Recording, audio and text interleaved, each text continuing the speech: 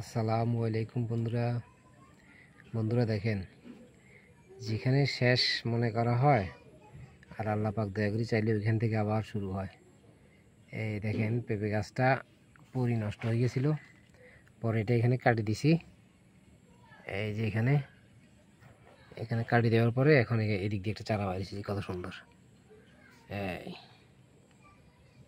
এখন এদিক দিয়ে আল্লাহ পাক দয়া করলে একটু ভালো করে মাটি দিয়ে দিই, এই পাশটা সহ ভরাট করে দিলে ইনশাল্লাহ এটা উপর দিকে উঠে দেবো। দেখেন, আল্লাহ পাক দয়া করে চাইলে শূন্য থেকেও কিছু করতে পারে।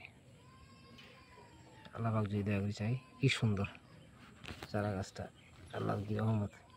গাছ ওই সার কয়েকটা উঠছিল, এই যে এই একটা এগুলো ফালা দিছি, বড়টা রাখছি, যেটা বড় এটা এখন এই পাশে মাটি দিয়ে দিব ইনশাআল্লাহ।